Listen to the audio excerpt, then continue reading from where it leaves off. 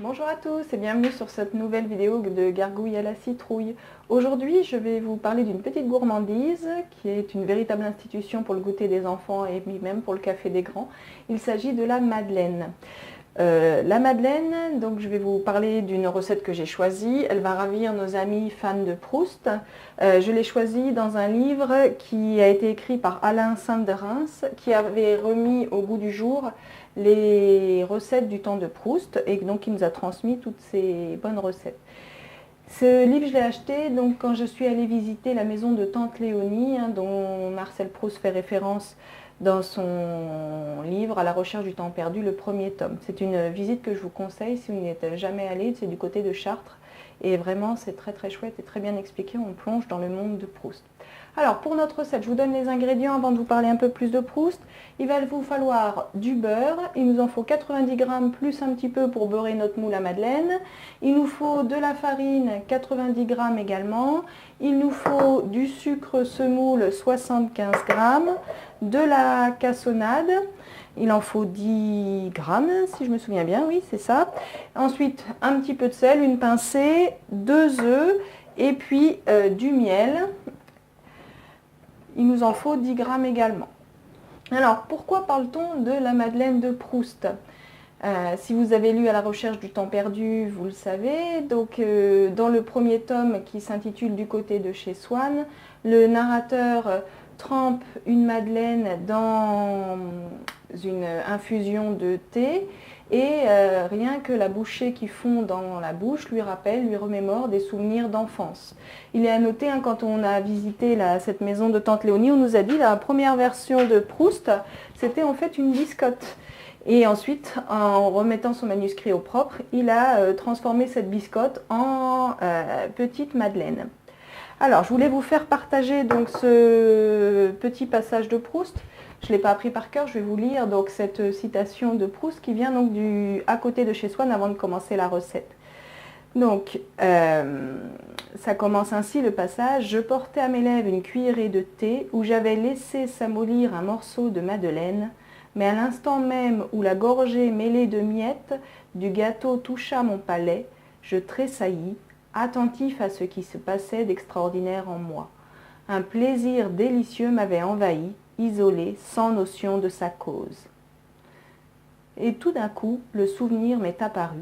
Ce goût, c'était celui du petit morceau de madeleine que le dimanche matin à Combray, quand j'allais lui dire bonjour dans sa chambre, ma tante Léonie m'offrait après l'avoir trempé dans son infusion de thé ou de tilleul.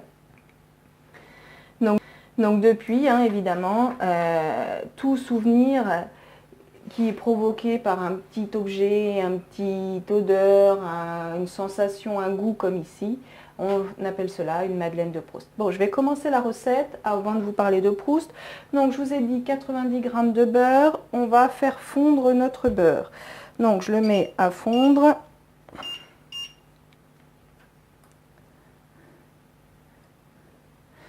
Donc, Proust, c'est une personne qui est née donc à Paris en juillet 1871. Il est issu d'une famille bourgeoise aisée. Sa maman, Jeanne Veil, était une personne très cultivée qui parlait plusieurs langues et qui lui a transmis le goût de la littérature. Et son père était un médecin très reconnu au niveau de l'hygiène et de la propagation des épidémies.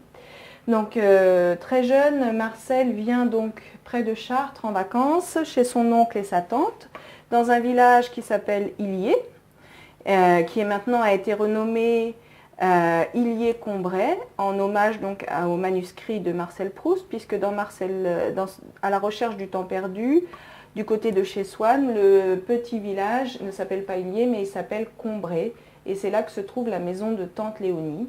Donc il y passe ses vacances de 6 à 9 ans. Ce premier ouvrage là, de Marcel Proust a été publié en 1913. C'est le premier tome de 7 tomes d'À la recherche du temps perdu. Le deuxième tome, À l'ombre des jeunes filles en fleurs, l'action se situera au Grand Hôtel de Cabourg, là où il passera ses vacances par la suite, puisqu'il avait une santé fragile et il ne supportait plus les pollens de la région de Chartres. Donc ses parents pensaient que le grand air de la mer serait nettement meilleur pour sa santé. Donc il est venu pendant 3 ans à peu près à Illier-Combray et ça lui suffit pour lui faire beaucoup de souvenirs. Donc notre beurre fond. Pendant que le beurre fond, je vais donc casser mes œufs. J'en ai donc 2 œufs.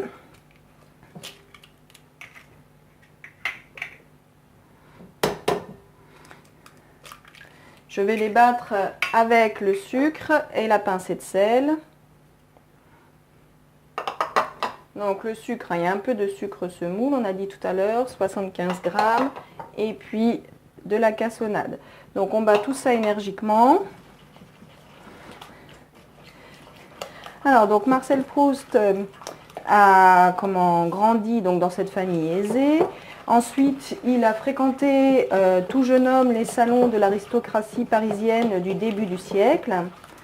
Et puis, c'est là qu'il a observé donc cette décadence de la bourgeoisie, de l'aristocratie au profit de la bourgeoisie. Et c'est de toutes ces observations, de tous ces souvenirs qu'il a tiré donc son grand œuvre à la recherche du temps perdu, qui était prévu initialement en 2 tomes. Il en a fait 7. Donc pour écrire, il a commencé en 1907, il a été publié en 1913 pour le premier tome, 1919 pour le deuxième qui a obtenu le prix Goncourt. Donc entre 1907 et sa mort en 1922, il a travaillé en reclus dans son petit appartement parisien. Comme beaucoup d'écrivains, il avait un mode de vie un peu différent d'une autre, hein, bien sûr, à la limite de l'excentricité. Par exemple, quand il écrivait bien sûr la nuit. Et pour ne pas être dérangé par aucun bruit, il avait fait placarder sur tous les murs de sa chambre des panneaux en liège pour absorber le bruit. On raconte aussi que pour ne pas entendre les domestiques des étages supérieurs, il payait les domestiques plus cher que leur gage de leur patron pour qu'ils portent des patins, des chaussons, afin qu'ils ne fassent pas du tout de bruit. Des anecdotes que j'ai pu entendre aussi, c'est qu'il écrivait avec des gants pour ne pas se ronger les ongles. Et enfin, donc, il avait une célèbre gouvernante, Célestine Albaret, hein, qui racontera après sa vie. Donc oui, sa gouvernante, Célestine Albaret, raconte qu'il se nourrissait très peu, uniquement du café. On voit aussi ses manuscrits où elle faisait tellement de rajouts, tellement de relectures qu'elle collait plein de petits documents. Donc c'est vraiment un écrivain passionné qui a passé les 15 dernières années de sa vie à faire une œuvre considérable. Donc vous le voyez certainement, là je suis en train en même temps que je vous parle de rajouter la farine en pluie. Mon beurre fondu attend d'être incorporé. Donc c'est une recette relativement simple, hein, il y a peu d'ingrédients.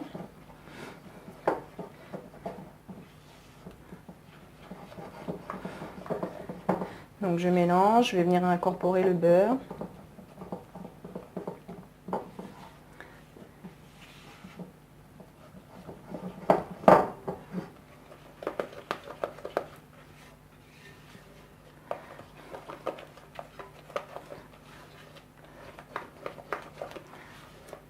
Voilà.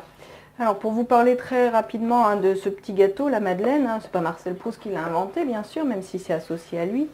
C'est un petit gâteau qui date du XVIIe siècle.